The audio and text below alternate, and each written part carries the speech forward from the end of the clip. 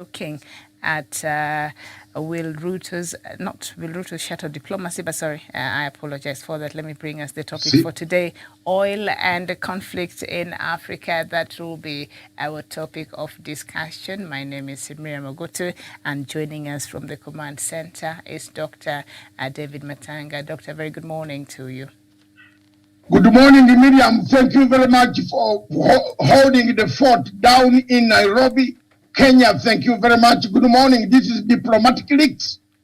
With all the time Diplomatic Leaks, we go behind the diplomatic lines to find out what is taking place. This morning, I was all over the whole place in one of the television stations, analyzing the situation in Ukraine, analyzing the situation in Africa, analyzing the travel, the botched travel of His Excellency President, the Deputy President of Republic of Kenya, Deputy President Ruto. So he went there to meet a governor in a restricted hotel room, not the building of the governor. Usually, people would have taken the pictures of the governor's building, isn't it? We don't have them. Anyway, the meeting, the visa, now it has been confirmed it was restrictive. You can go to the American Embassy website and find out what a restrictive visa is. Good morning, Africa. The rest of Africa, we seem to be looking at the alternative ways of resolving conflicts. But good morning, the rest of you. Good morning, Wesonga in Nairobi, Kenya, capital city, the greatest city. It's shining down there like it is down wherever I am. Yes, a very, very good morning, Dr. Matanga David. And of course, it is a very, very bright day here in Nairobi, just like Mombasa probably. And of course, we are having a bit of sunshine since the month began. So perhaps we are looking forward to brighter things, even as we talk about Azimio and other political formations. Despite the setbacks, we are more optimistic, Dr. Matanga. More optimistic? Which is setback? There's not. Azimio, you are a member of Azimio, you are a member of political party. Move on. Move on. Go ahead. Go ahead and convince people who have been poisoned. Don't wait for people who are in a holding room. Kalonzo is in a holding room, like a plane about to land. Naambiwa Heathrow Airport. There are so many planes coming down. Hold. Kalonzo is in a holding room. Those Kenyans and Mr. President and Raila Odinga, if you are hearing me, I have experience in these things. Yes, these guys are negotiating another thing at night, and they are telling you, oh, hold on.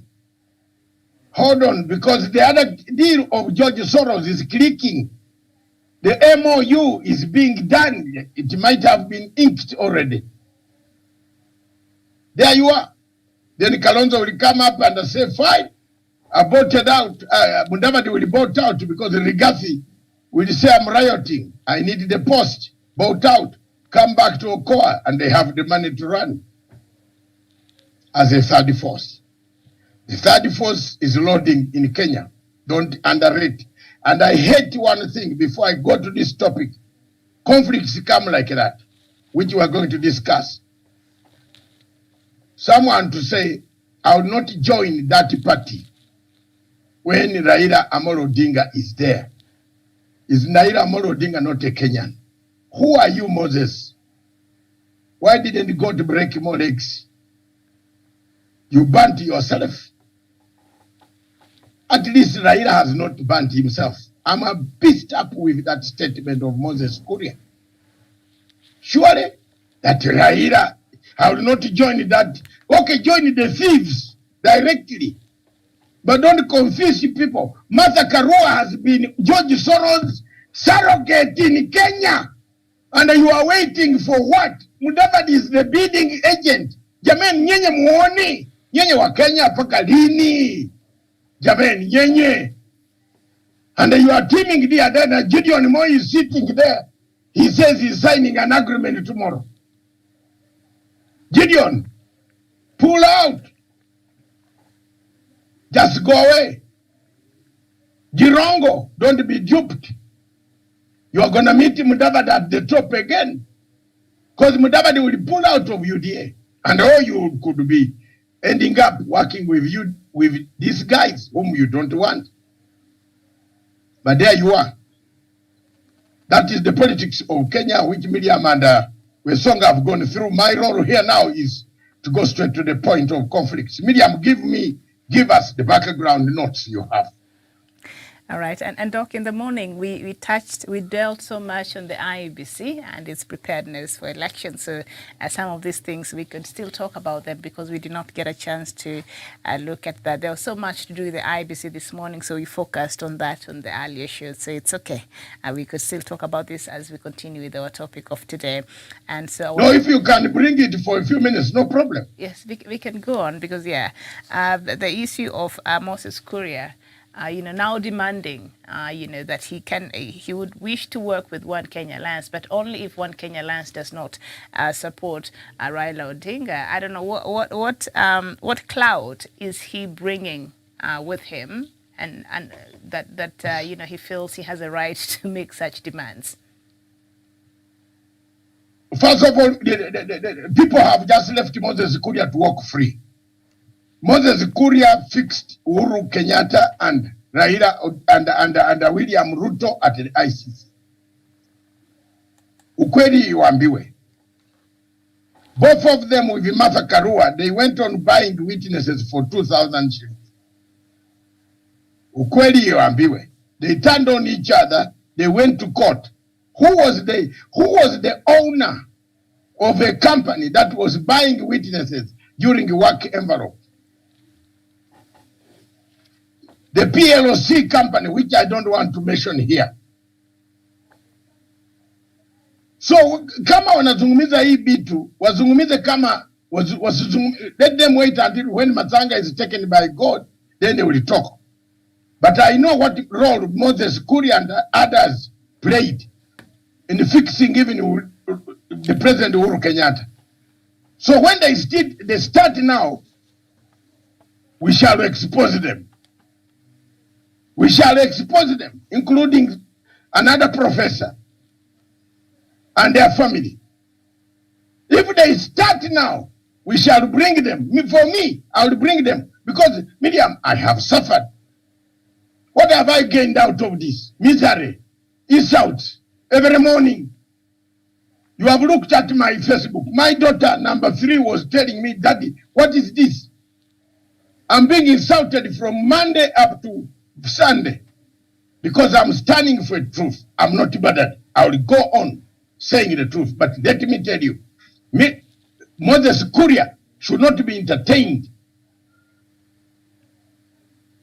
Should not be entertained.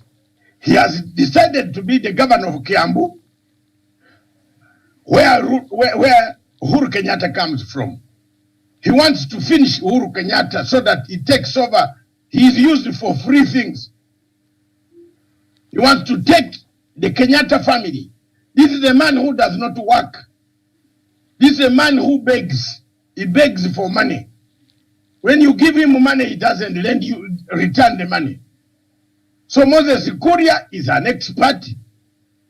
For him to single out Raila Odinga as if Raila Odinga is not a Kenyan is very wrong. And could he...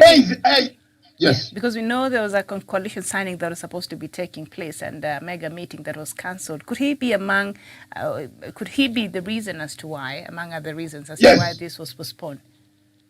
Yes, it is. Miriam, I want to tell you categorically, yes, it is true. Why Kalonzo, after KICC, Kalonzo avoided coming to Kasarani. And he drove straight to meet Moses Kuria and Martha Karua, who are waiting somewhere in a place in Karen. We know everything, but we don't want to shame these guys.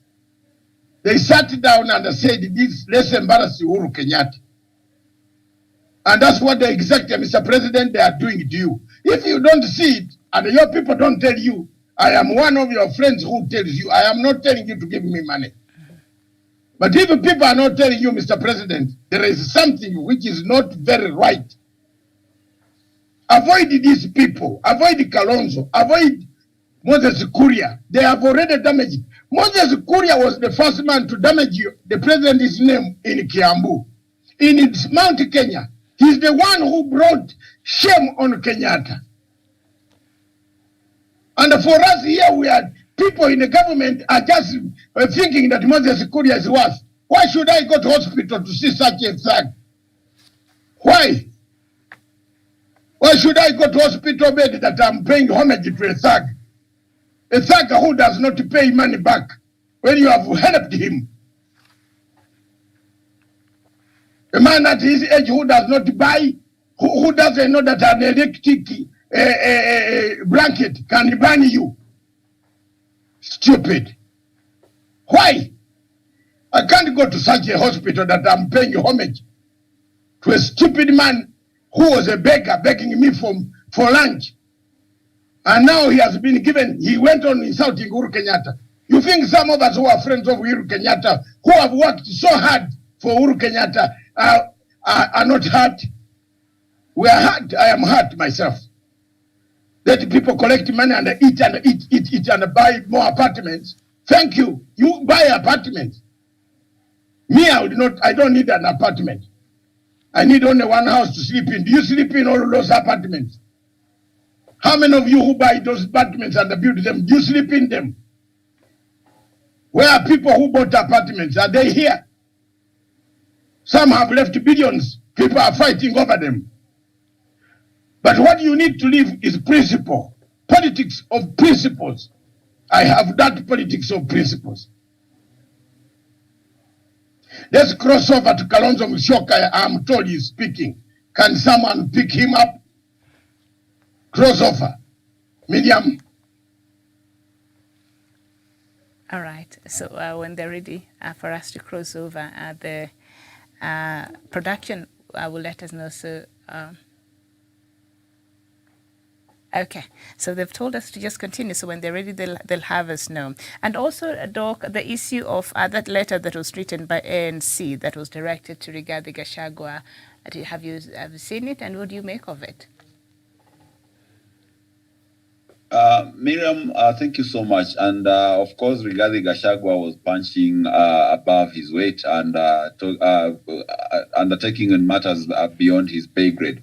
And as it is, Miriam, right now, that is the next debacle in Kenya Kwanza coalition, because Mount Kenya will want a deputy president, but as it is, William Ruto actually prefers Musalia Mudavadi, and that is why he did not carry Rigathi and rather took Musalia Mudavadi and Alice Wahome. And as you know, Alice Wahome cannot become a vice president, a deputy president to William Ruto. So automatically, it will be either Musalia Mudavadi or ANC, and Ford Kenya will bolt out of Kenya Kwanza coalition. But most interestingly, Miriam, is the fact that these guys were running away from Azimio because they thought Raila Odinga could not make any one of them a running mate or maybe give them a better position. But they go to Kenya Kwanza to coalition only to find the same problems that will affect them in the other coalition. So sometimes, Miriam, don't run away from your town because it is raining. Because it rains everywhere. You go to another place, you find it's actually also raining. So that is the kind of confusion and dilemma that is hitting Kenya Kwanza coalition. All right, Daniel, allow me to just, I know I cut you short the other time, but when we come back, we will continue this conversation. I'm told that we are ready to cross over to that press conference by Wiper leader Stephen Kalonzo Musyoka. So let's just take a listen, and then we will come back and continue with this conversation. If anybody has had any difficulty whatsoever with my sense of negotiation and my ability to play it straight and candidly, I hope today I've acquitted myself. I see the very nice headlines today in the media, there's tension between me and my brother. I want to tell you there's none. And in effect, some of you say I ask His Excellency President Uhuru Kenyatta to take leadership of the current round of negotiations. I think it's right and proper, considering he has a sense of authority, he's a sitting head of state, and whether some of you want to refer to him as an outgoing president, in my view, they are the presidents who have been outgone in our region and still hold great sway, not only in their countries, but in the countries of the African region. That is why somebody like President Obasanjo, my friend President Kikwete, who is actually in town, and others continue to be revered heads of state. I see President Uhuru Kenyatta playing that role into the future. But I want to urge that he plays even presently. So, ladies and gentlemen, this was my personal statement. As you can see, I don't even know where these washmiwas have come from. Somebody must have sent a tweet or something, a hashtag personal statement, and then people felt, yeah, the true volcano is here. And indeed it is. And you should not expect anything. I promised the country in the days past that they're going to see a different Stephen Kalonzo Musyoka. And we therefore embark on this. We have already been clear on our Buffalo approach, the Buffalo Soldier approach. We've been very clear on our Clarion Core, Hakika Tutaweza. Been very clear in our commitment to literally end corruption in our country. Thank you. I don't know whether anybody would want to ask a question in the light. I'll ask Dennis to give you copies of this agreement, and one of which I'll give to Apostle Collins to representing the church, because the church is the conscience of the nation. So that this, I ask the Kenyans engage in a very honest conversation about this document. In fact, this is my contribution to intensifying our democratic practice, so that leaders going forward will not want to cut corners where it is clear what they should do with regard to the commitments. We do this not because I want anything personal or that I'm seeking public sympathy. Far from it. Far from it. I just want Kenyans to have a very honest conversation about this matter. So Apostle Collins, I give you a copy on behalf of the church. And I ask the church takes a role, even when leaders sit between themselves, I think they need people to pray for them.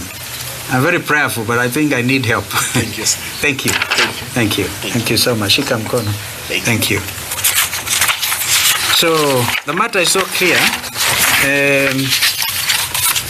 I still insist that we are prepared to proceed on the basis of a three-legged stool, the Grand Coalition approach, and we therefore wish Kenyans all the very best as we get into this season.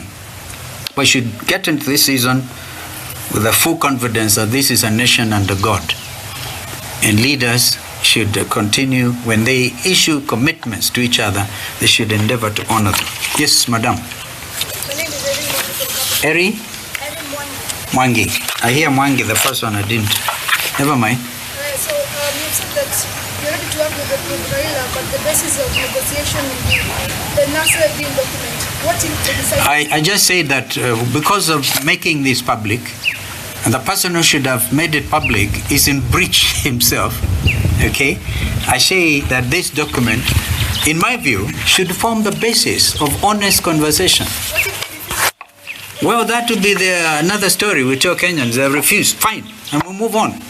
But my commitment to move on the basis of the Grand Coalition, three-pillar base, is a consultative thing. I had full consultations as party leader of Wiper with my team. Some differed, some didn't. The majority view was, let's proceed. Yes, ma'am. My name is Chemutai, going from Citizen. Yeah, Chemutai. Very fine. Chamge. Missing. Yes. When you spoke at the Jubilee NDC, the KICC, you spoke about the Azimio One Kenya Alliance. Had you considered the fact that there was a pending issue on the NASA deal while making that comment, or was it just the mood of the day? No, not the mood of the day. In fact, I was not the only one who spoke about Azimio NASA. No, not Azimio NASA. Azimio Oka. I was waiting for you to correct me. The president himself, actually, in a very dramatic manner, said that we now have two presidential candidates. That the Honorable Raila Odinga has been proposed by ODM. Wiper on their part has also given a name of a presidential candidate. And therefore, these two gentlemen will meet at some point. And whoever emerges as a flag bearer of Azimio Oka Grand Coalition will receive everybody's support. The president himself was more vocal on that subject than I was. And therefore it was fully consultative. So nobody should ever try to talk about any other leg because these legs have been agreed. Oh, another mom? My name is Naima Sampao from NTV. Yes. There was information that came yesterday that Oka is Oh, that was meant for yesterday. Yes, but it's later postponed because they say that there are new members who are interested. No. Nobody talked about new members. I think the statement just simply said that we are postponing the signing, maybe to tomorrow. There are still nitty-gritties that need to be agreed on the wording and the what, but we are all committed to signing for sure. Oka as an entity. Okay, so Moses Kuria said that he's willing to work. Why don't you ask Moses Kuria that question? I can't answer on his behalf. Be fair. Just be fair. I'm sure he's able to answer for himself. Thank you. Yes, sir. My name is Dave. I work with Yes, Dave. You work with? Kitchen. KTN. Okay. You are depending on President Uhuru Kenyatta to broker this deal and the talks, to lead the talks. President Uhuru Kenyatta was at an ODM NDC and he has openly endorsed ODM leader Raila Odinga. How do you navigate that? Very good question, Dave. But when we were at the NDC, Jubilee's NDC, I remember before I arrived at KICC, there was a 411 alert saying that Raila was on his way from Kasarani to KICC expecting endorsement. Now, my brother Uhuru Kenyatta, in his personal capacity, can endorse, but wouldn't you think the most important endorsement would have been that of the delegates conference? Just like Raila was endorsed by ODM, and I was endorsed by Wiper, okay? But Jubilee did not endorse any candidate. Even if they said, our Dume Wawili, Masonge Mbele, one of them will emerge as a presidential candidate. So the position I take is that of the party. But President Uhuru Kenyatta is within his rights to support. But of course, I don't know why you say I rely. It's not, I think you overdo it, Dave, that I'm over-relying. I'm not over-relying. We just negotiating going forward. And I'm quite sure President Uhuru will also be at liberty to change his mind. Please. An additional question based on that, because President Uhuru... Because you've been conspiring quietly. I'm John from KBC. Yes. The question being, because the President, you've said and you've suggested that the President takes charge of the negotiation. Well, suggested takes charge. I'm just suggesting. By the way, it's not mandatory. In fact, let me be frank with you, my friend from KBC. If we were to follow the letter and spirit of the document I've just circulated, there's no need for mediation. It's not a mediation process. It is just a simple matter, and I've given the two options. Yeah, my friend has the option to abide by his own signed commitment, or he says no, and then enhance what I call a trust deficit. Yes, I think we take more and we finish. And before you, because you need time to digest what I've just circulated. It is very important for us, for this country, even for future generations. Yes. Kwa Mkenya wa kawaida tunasema kwamba na mawili kwanza. Kwa Mkenya wa kawaida unasema hautafanya kazi na Raila Odinga hadi akubali kufanya kazi na ule makubaliano aliyokuwepo hapo. Hata hiyo shida yenyewe mwenyewe uko nayo. Hata tafsiri yenyewe uko na shida nayo. Kwa sababu sikusema sitafanya kazi. Hiyo ni yako kabisa. I said the opposite. Mbali na yote hayo, kutokubaliana, kutofanya lolote, watu kuchukua msimamo tofauti na yale ambayo wamekadiriwa, yale wenyewe wameweka sahihi, na sijui kama kuna mtu bado amefanya hivyo, lakini mieleza kabisa the legal position kwamba ingawaje yote hayo pengine huenda yakafanyika, lakini tumetangaza wazi kwamba tuko tayari kufanya kazi na jina lenyewe limebainika wazi, Azimio Oka Grand Coalition. Sasa hayo yako umeyatoa wapi rafiki yangu? Na pili, kuna uwezekano kwamba kama umepata mwaliko kwa ule muungano wa Kenya Kwanza kufanya nao kazi. Umepata wapi hiyo? Nauliza. Umeniuliza kama umepata mwaliko? Sijapata. Na kama huko in writing nipatie. Sijaona. From now on this is good. I think I like that. Kwa hivyo tuache maneno ya, unajua Wakenya wako na panza social media, na washukuru sana. Wanatoa maajabu. Umesikia wengine wanasema Kalonzo atakuwa hiki, wengine maajabu. Speculation. But that is it. We must celebrate social media. I want my daughter there to ask a question. Liz, is it? Liz. Yeah. Naam. Tutavuka daraja hiyo tukifika.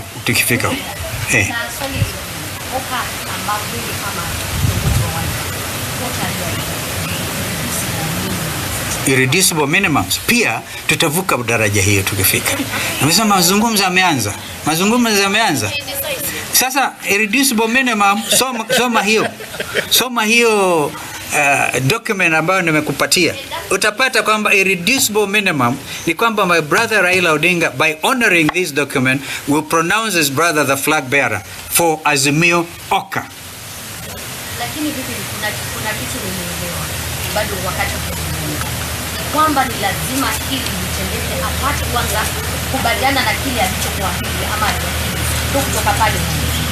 Sije kusikia hapo Liz. The basis of future negotiations. Yes. My name is Justice from Daily Nation. Yes, Justice. Kwanza nyinyi ndio umeandika leo headline. Tension. Basi toa hiyo pension. Kwanza punguza hiyo pressure. No, I'm not saying unatoa barakoa.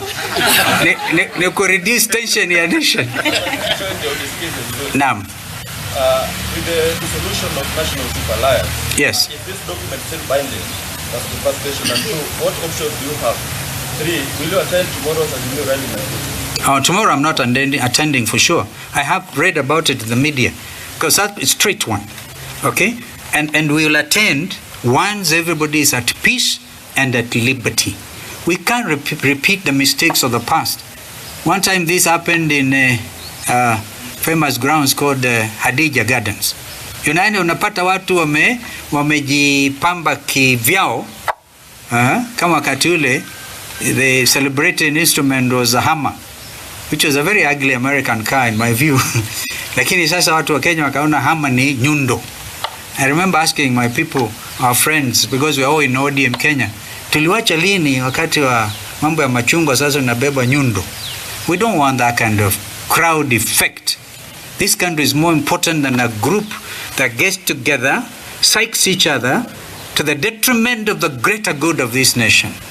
So, I'm not attending Nakuru, but that doesn't mean I will not attend. Once we are all in agreement, we shall move. Now, what was your first question? Now, NASA, this has nothing to do with the NASA coalition deal. This was separately negotiated. All right? That's why actually I pity my friends who left me for Kenya Kwanza. Yeah? Madividi and Weta. They told me in 2017, sisi tumekubali ni Raila. You as his running mate, whatever mtakubaliana ni yenu. So I went ahead and negotiated this very important legal binding document.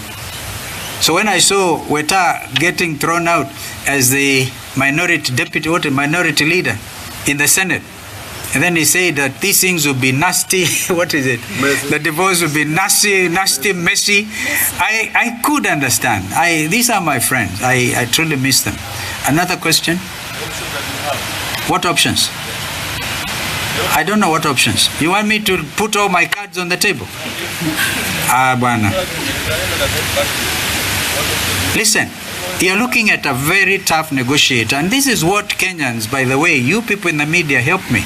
When you insist on your strict legal rights, nobody should say indecisive.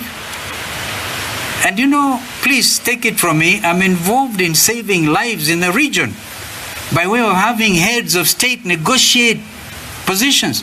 On Thursday, I'm joining President Museveni.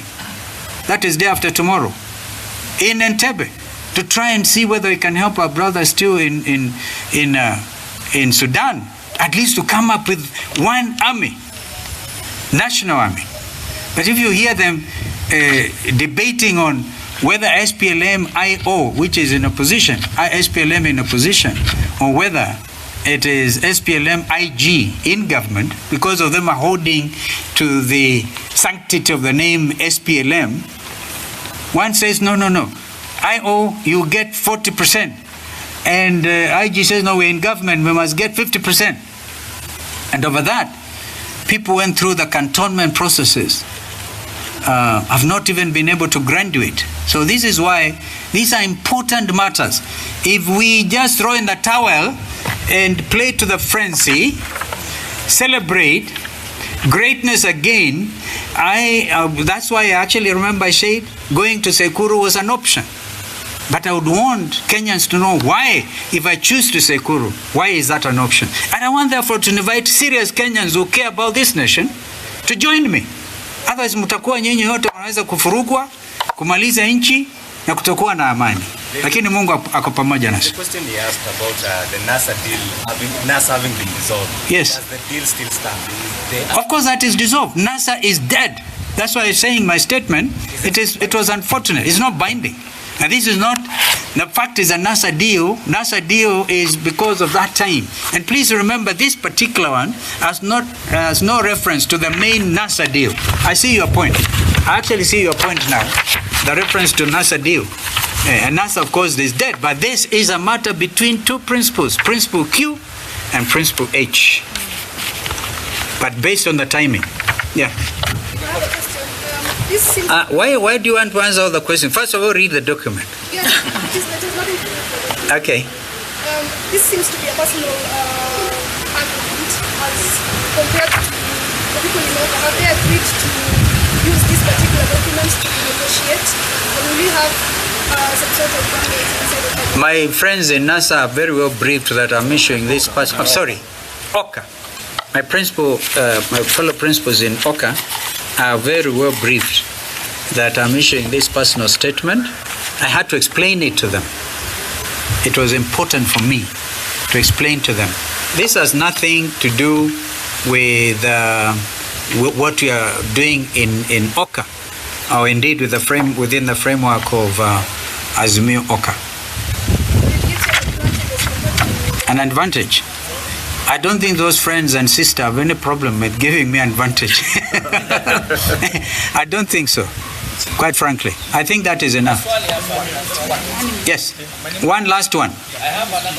No, well then we'll take you and the last one. No, I want a cup of tea. Kwanza utanunua. Yeah, K24. Azimio? I'm not Azimio. I'm not talking about yes. money. You were in talks with them. On the other side, maybe you talk with them. Do you believe your matrix in Azimio, you being the president, and having another person that's behind you, have better chances of capturing the president? I think that is a point for. I don't want to involve in a matrix calculation and whatever. For now, we are dealing with a factual situation. Again, we may cross a bridge if we have to come to it. Yes, sir. Kera? Yeah. Umekereka? Oh, Sisera. Oh, I remember Sisera. Yeah. Na hili inakaa ni swala lenye uzito sana. Lipi? Hili swala ambalo Hili ambalo limetukusanyisha hapa lenyewe lina uzito. Nakubaliana kabisa. Sababu haya mazungumzo baina yako na kinara wa ODM. Naam. Na tunapata mtu mwingine ambaye ni muhimu sana katika mazungumzo haya. Labda mmekaa chini na kinara wa ODM mkazungumza nyinyi wawili, manake nyinyi ndio wenye kutatua sababu rais. Mimi nilikuwa tayari. Asante sana Cesar kwa hilo swali. Unakumbuka sijui ni watu wa social media ama watu ambao last Sunday tukiwa Mombasa walisema nimefanya mashauri na Raila for 2 hours. Tamarin. It was not correct. It was actually not a correct thing. But we met over breakfast. Na nikampata pale Raila kwa simu asema, "Hey Steve, guess who is on the phone?" And I looked at it. It was Professor Makau Mutua. Alright? That name, please underline that name. You may want to underline another name called Professor Kivutha Kibwana. At the time we signed this document, Kivutha Kibwana was a chair of Wiper. And I had to bring him in to witness. Okay? So that name is also important. Because a lot of people are going to have to answer integrity questions. So, tulikuwa tumekubaliana na Raila kwamba Makau convened last Thursday. And the intention was yeye alete, ingawaji already is acted in breach. Alright? Alitangaza kwa Azimio rally in Kasarani kwamba yeye anamuunga mkono rafiki yangu Raila. Kwa dhati. Kwa hivyo akaribu msimamo kulingana na document yenyewe. La hata hivyo, ni ndugu yetu, I was ready to meet up. I told him, ready Thursday. I've been waiting. I waited the whole Thursday. There was no call from Makau Mutua. So, and time is of the essence. Kwa hivyo mimi niko tayari. Hata sasa ndugu Raila akisema, nimeona sasa ndugu vile umesema, tukutane tujadiliane.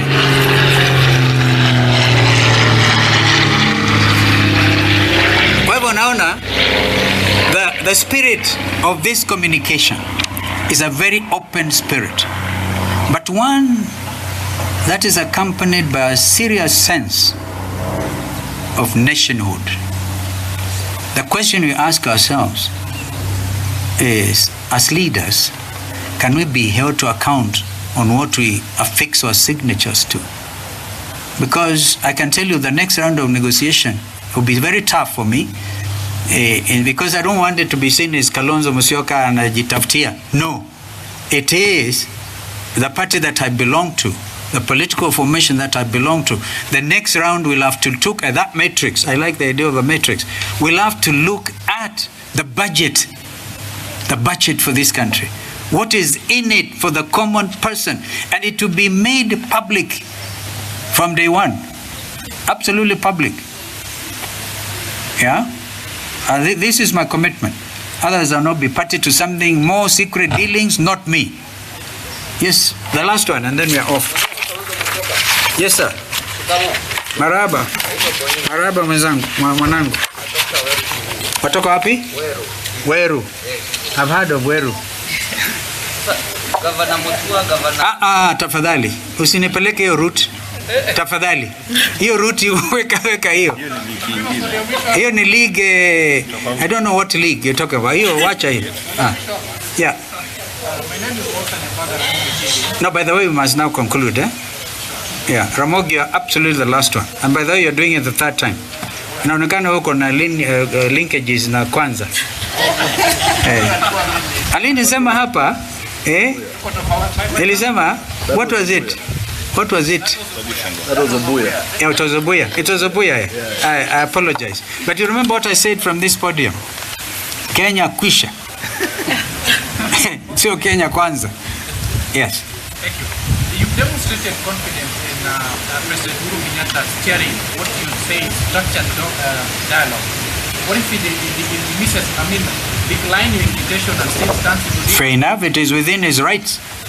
It is within his right to decline. Absolutely. No holds barred here. By the way, this morning I was thinking of Kenny Rogers' composition, the coward of a county. Yeah, think about those words. Yeah, and you come up with the no holds barred. Wakati wa vijana walimuingilia Becky, he didn't leave any of them standing. Yeah, so I think we have a duty to do to save this nation, to make it greater, and this is a season to do so. One misstep, I don't want to be held accountable. That why did you not say? Why did you not tell the country? Gentlemen, you have a lot to chew. God bless you.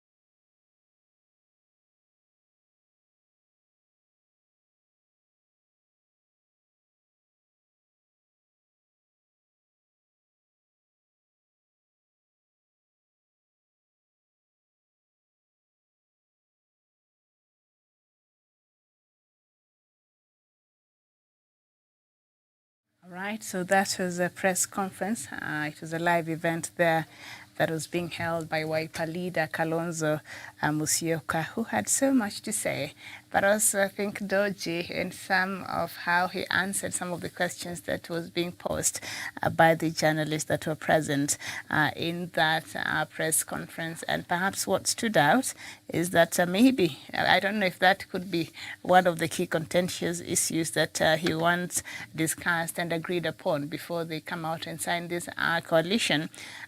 His insistence on that coalition being called Azimio Oka Alliance. Doc, when you were listening, I don't know, what do you make of what Kalonzo was saying?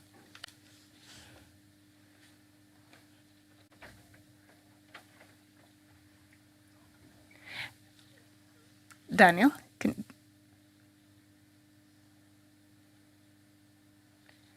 Doc, can you hear me?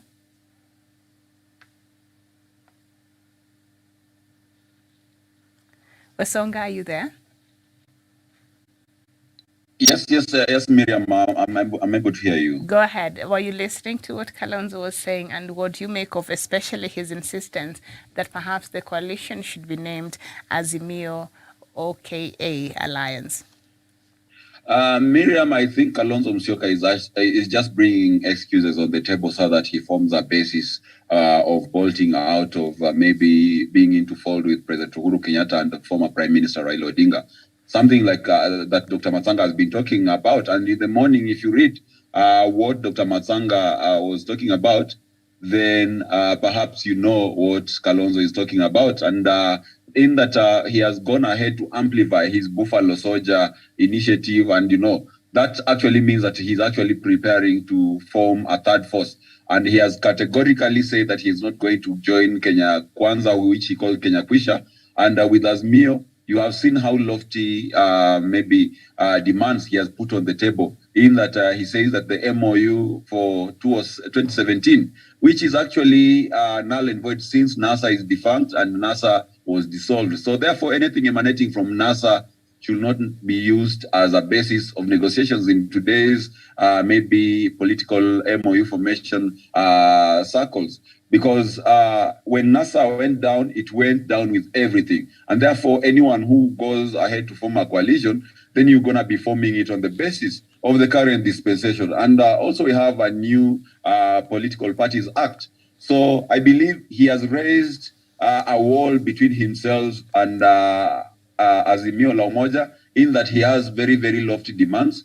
And on the other side, he has blocked any kind of negotiations with Kenya Kwanza. So which means he's only left with one option of going it alone. And that is what Dr. Matsanga has been saying. If he'll be provided with money from George Soros, of course, through Moses Kuria and other people like Martha Karua who work for NGOs, he will be able to go alone to form a third force with the aim of denying Raila Odinga maybe a decisive win. Because as it is right now, he cannot deny him the 50+1. Maybe perhaps he'll only deny him a decisive win. If he would have won with 60% plus one, he will maybe win with 50 something. But that is for the future. But for now, Miriam, I think Kalonzo is a bit non-committal. And for him, I think I now look at him in a different light, in that for a man, you can actually get invited by the president, you go there, you pay lip service, only to take a U-turn,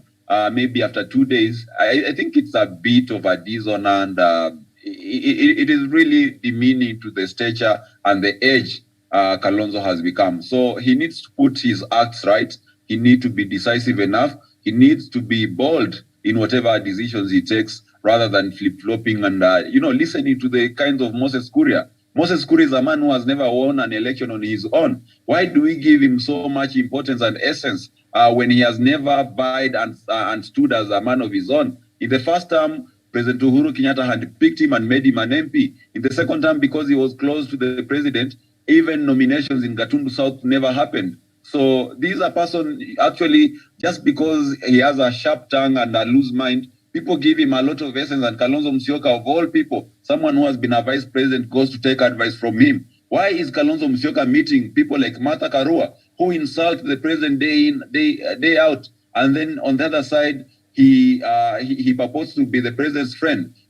Today, Miriam, if you have someone who actually insults you, and I come saying that I'm your friend, then I'm not your friend. If we have someone insulting Dr. Matsanga or any or the person who is your close friend, and that person comes and tells you that you are friends and now you are trying to form some kind of partnership, then that won't be genuine friendship. So Kalonzo Musyoka has to cut all that. He has to be a statesman. He has to match the good English and the good demeanor with also some bit of character in being strong person in terms of decision making, and also having a sense of direction politically. Otherwise, if he continue waffling like this, perhaps Raila Odinga could decide and go ahead with the 3 governors from Ukambani. And like Dr. Matsanga said, those governors were elected on those particular parties for 2 terms, some of them. And I believe they can be able to muster enough support to make Raila president from Ukambani. So to me, I think let Kalonzo do whatever he wants to do. I can see he's still not quite sure of whatever he wants. But soon the deadline for coalition formation is going to come. And if he will not have made up his mind at that particular time, then he'll have himself to blame. Thank you, Miriam. Okay. Dr. Matsanga, Kalonzo now insisting, from what I got him saying, is that perhaps the new alliance should be named Azimio and Azimio Oka Alliance. But we do know there are other alliances and other parties that are joining, the Azimio La Umoja, alliance. So if everybody comes with such demands, this name might change. And for Azimio, it brings, other different parties and alliances together. So why would Kalonzo insist on having Azimio OKA Alliance as a name? First of all, name me Prophet Mugua Kibiro. If you don't name me that, then I will not talk. I will take a strike. Miriam, I'm going to be on strike for not talking for 2 weeks. But let me break my silence. I told you, in the morning, 4 a.m., I wrote a document saying, be careful, double speak. Yesterday, this guy here met another president of East Africa, somewhere in a hotel. I don't want to tell you because people will say, how did you know? I know lots of things. While you sleep, I'm working.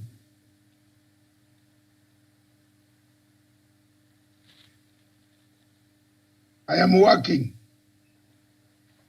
Miriam, you people, younger generation, follow my lips. Unfortunately, I'm a refugee, not liked. But refugees have some brains. I told you there is a George Soros element here. Miriam, if you don't see it now, then you are also people, Wesong and you, seem not to be seeing what is going on. Kalonzo is making a case in order to bolt out and then join the money that is coming. Mudavadi has gone ahead and collected an MOU. You see how they are very clever to write MOUs. Had you ever seen that MOU? He has just told us that it is very no this one. It is a personal MOU. They fixed Raila to write personal MOUs. Have you seen now it is working against Raila? They want to find a reason to demonize Raila Amolo Odinga by saying he's not a trusted man. Tuambiane ukweli. Don't beat about the bush here. Television stations like this one, Citizen, what they are talking rubbish. Tuambie watu kwa community the truth. Mr. Kalonzo Musyoka wants to jump out of this. Mr. President Uhuru Muigai Kenyatta, stop dealing with Kalonzo. Let's push the campaign on the ground. Tutaisabu kura. The governors of Kambani will give us some vote. We can't bring Kalonzo because he wears a nice suit. We can't bring Kalonzo because he says he knows how to negotiate. Kalonzo, wewe nafikiri wewe ulisoma negotiation wapi?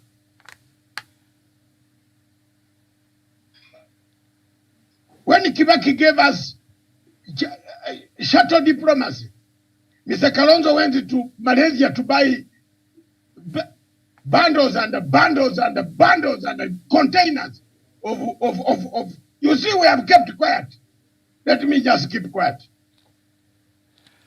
On ICC, he stole my idea and ran around that he was doing shuttle diplomacy. Yet it is Masanga who brought this idea to the Kenyans, that we can exit under the Chapter 7 of the United Nations Security Council and say we need a deferral. Kalonzo jumped on a flight, I swear in the name of God. They made money allowances with another lumpen called Professor Kagwanja. Inawajua, this, you know what, you people, hapa msunguze mimi. Niko na mambo mengi sana kwa roho yangu. And when you tell people the same truth today, they don't listen. Kalonzo anasema is a very good negotiator in the region. He goes to South Sudan, he's negotiating with both sides. Isn't it? Where is it, South Sudan? Has it ended? It is even burning more. My medium, am I wrong? Yes, it's burning more. He's not telling us who is funding the people in South Sudan in the Equatorial region.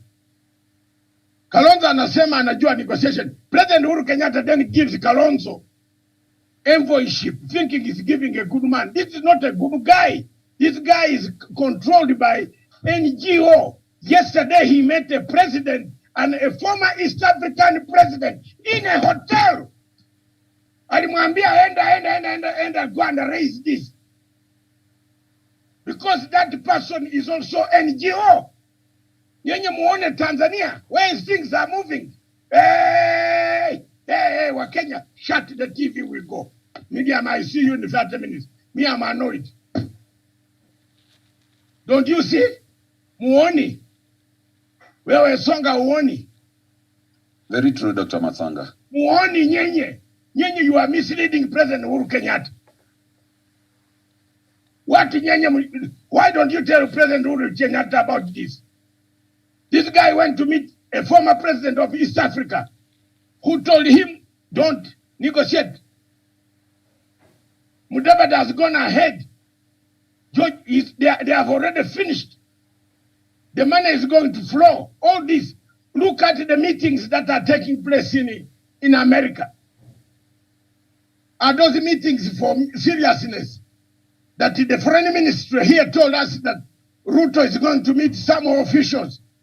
These are small officials that Matsanga can write a letter and they also meet me in a boardroom. in UK. Miriam nakwambia haki hapo leo. I can write a letter that I want to meet Lord Sentamu. Correct, come, I want to meet you. Give me the date. Lord Sentamu will meet me. With my nice suit, not like Mudavadi's suit. Because my suit is not like Mudavadi's. He can't afford it. I'm poor, but I buy very good things. This, Miriam, this is a serious preparation against Raila Odinga. They went yesterday, all NGO system. Martha Karua is NGO. She has never got any money from anywhere except through NGO in her life. Kalonzo Musyoka Foundation is NGO. In fact, I've ever contributed like 40,000 Kenya shillings in 2004 for Kalonzo Foundation. Yes, into that foundation is NGO man. Musalia Mudavadi is NGO man. Can you go back and trace what made Musalia Mudavadi withdraw? Withdraw. Can you go, what made Baraka Muruka withdraw? What was it, Miriam? Ewaro withdrew. What was it? Tell me where Kitui, Kitui has worked apart from UNITAG. But the whole background of Muhiza Kitui is NGO. The wife is NGO. He is also NGO.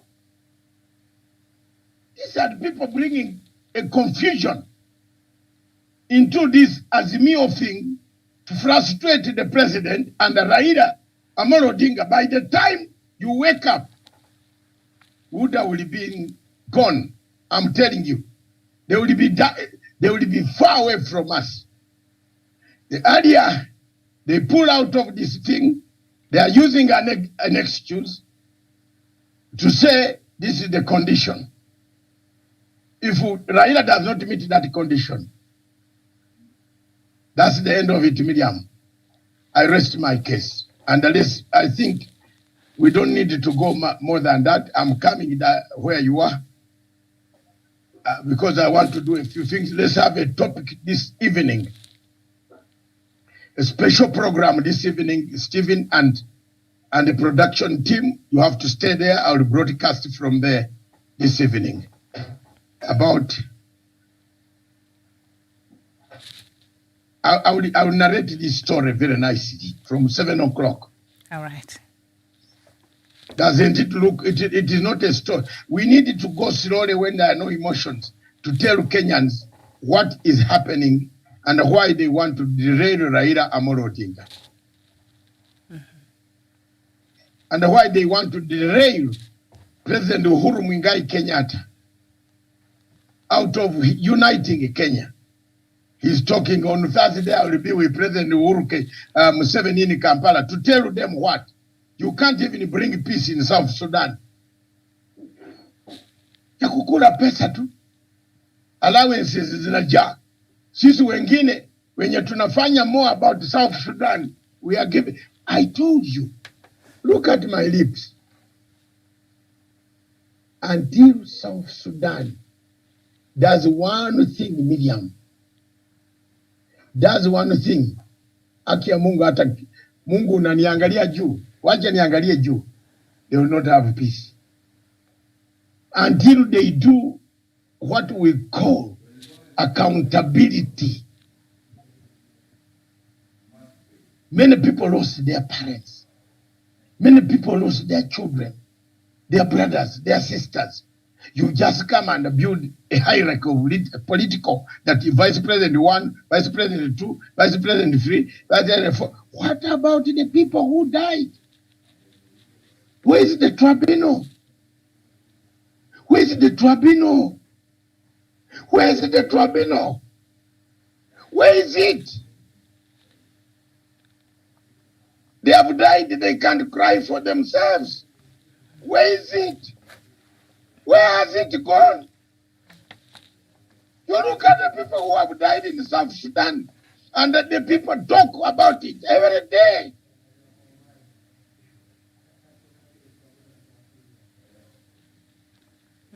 Where is it? And people, Doc, even as we speak, people continue to die. Where is it? Well, it is sad.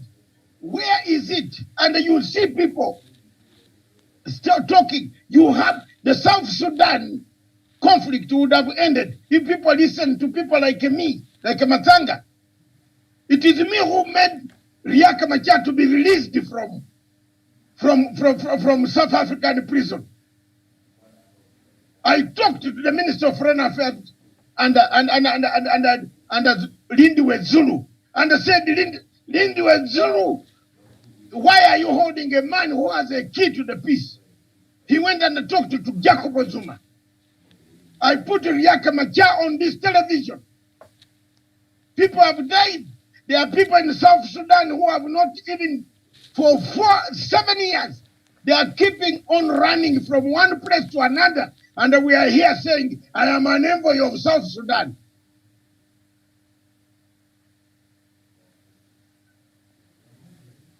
And you tell us on national TV that I'm an envoy of South Sudan. Stupid.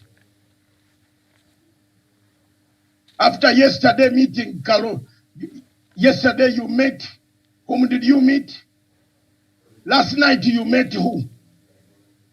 Whom did you meet last night? Mr. Kalonzo, whom did you meet last night? Okay, tell the president, well, go and meet President Uhuru. Go and meet President Uhuru and tell him last night I met somebody who told me about George Soros. And then you can be a very honest man. Don't pretend here with suits. Don't cry for me. Cry for yourself. I will be gone. I will go away. But let me tell you frankly, you people, you are again leading towards towards a disaster. An election is not very good, Miriam. Everything has not been prepared well. The whole morning we are talking about elections. Is not good. You have allowed Chebukati to go and print ballot papers in Greece. Can you tell anybody who is in a developed world that you are printing your ballot papers in Greece capital? And Doc, sorry, I'm interfering with your thought process. We were having that conversation earlier, and we had it for the whole morning show because IBC has not even started the process of clearing the register. And according to the law, that is supposed to have been done 6 months to the elections. We are 5 months to the elections, so it's already in breach of the Constitution. Yes, this is not an election. We are preparing. You are preparing for a war. Just to tell Kenyans, prepare for a war. There will be none of these people to say, I have lost. Thank you, I concede defeat. Ruto is a man who cannot convince defeat. Raila is not a man who can concede defeat. So 2 of them are on the ballot. Miriam Niambie, who is going to blink first? We are preparing a war, and the people here are laughing, making parties, celebrations, tents. What tents? Tents what? And then Kalonzo comes in. In the morning at 4 a.m., I wrote to you, Kenyans, I wrote a paper. I wrote a paper and I said, Kalonzo is going to scatter this whole thing. They have already arranged George Soros to give them money.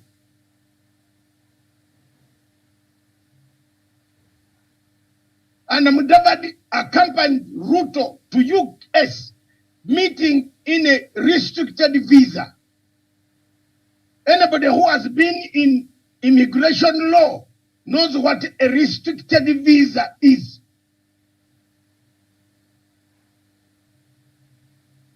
Ruto did not travel on a diplomatic visa. He traveled on a restricted visa. That when you go to US, You sit in that hotel, meet all the people there, finish your meetings, and go to this place, address at 2 for 2 hours, and go home.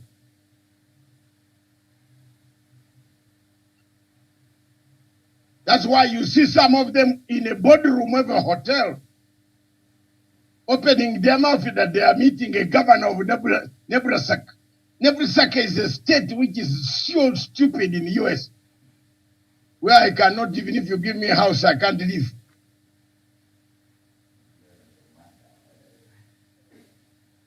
Have you seen that, Miriam? There was no full diplomatic pass. He was given a restrictive visa. I can print the visa here. That when you go to London to meet the Archbishop of Canterbury in Lambert's house, after that, there's no restrictive visa. There's no visa here, no diplomatic. Diplomatic visa in Washington, D.C., you come from a diplomatic channel. Ruto alitoka like a binafsi. Call it binafsi, small, simple fly running around the airport. How can you come from the public gathering? Kwenda, hiyo mwacha. He can have a half president, no party. He's already in the US, no party. He has no party. The party has sacked him.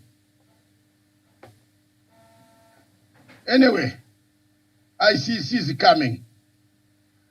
So let's leave it there, Miriam. The sentencing is coming on 15th.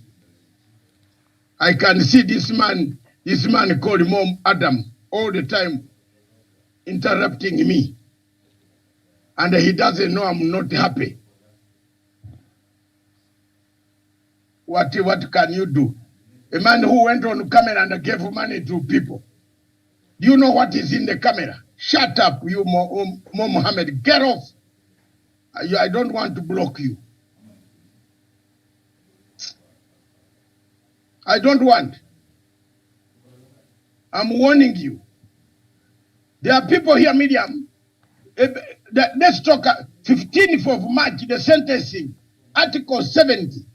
Anybody who has read Article 70 of the Rome Statute, if you're a good lawyer, like Mo Adam, you're a good lawyer, you have read Article 70 of the Rome Statute, it is difficult to defeat.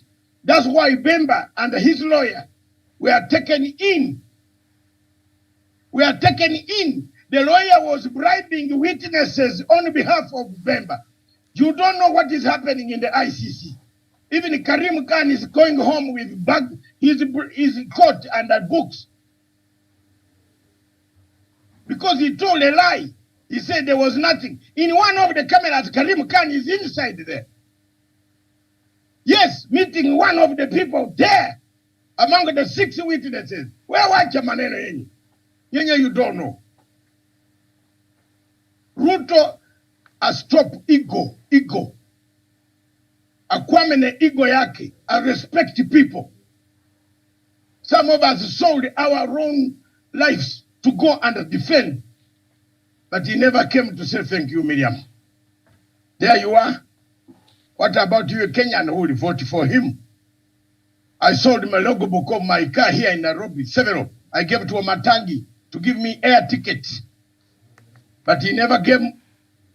People ask me, why do you talk about Ruto every day? The man never even came to say thank you, Matanga.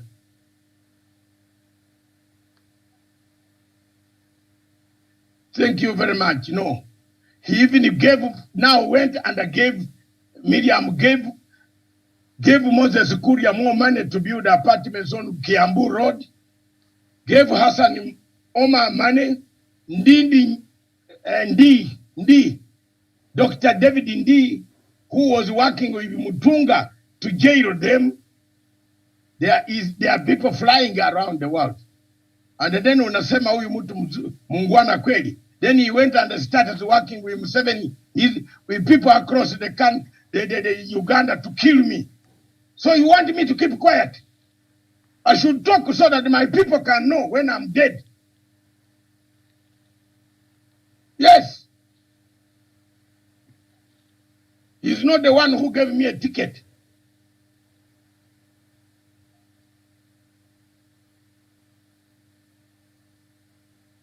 To come here or to go.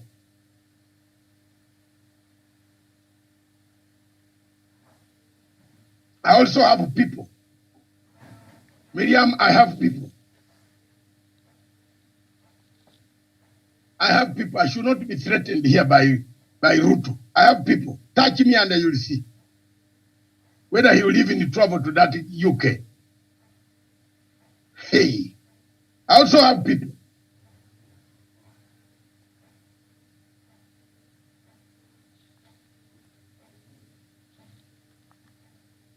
This they are spoiling a country. This country, look, Miriam, look at the election. If you look at the election, the preparation is so bad. I don't know why the diplomats are not talking. The British High Commission is not talking. This election is not properly organized. It's going to bring us a bloodbath. The Sudanese should be more annoyed. South Sudanese should be more annoyed. Ruto sponsored National Salvation Army in Central Equatoria. The general there works with Ruto. He gave Ruto money to build the apartments, the buildings that are coming up on Capitol Hill, uphill. And that the general receives money, then he goes to buy guns to fight to kill South Sudanese. And we are watching things here. No, thank you very much. That is the much I can tell you the truth. If you want to cut my hands, cut them. At the age of 67, I'm happy. I've served, I've drunk, I've eaten. I no longer drink alcohol anymore. And I have to tell the truth in Africa. If I don't tell the truth, if I tell the truth in the grave, I'll be gone. But let me leave it out so that the people can investigate and find out. Who is funding the war in South Sudan? Who? Where did the millions that came from there, where did they go? Who caught them? Who was with this general? Who? Sudanese are suffering everywhere, being called refugee. Nyinyi wa Kenya muko na kitu ya kuita watu refugee. Are you not also refugees somewhere? Are you not? Mnatuita refugee. Muko wengi huko. Bye. Thank you very much, Miriam. Let's have a show tonight. Matanga Africa Perspective looks at the Kenya's political landscape. Who is telling the truth? That's the topic this evening. Thank you very much. Thank you as usual. Thank you, Wesonga. Thank you very much. All right. We'll see you later. Thank you for watching. Bye-bye for now.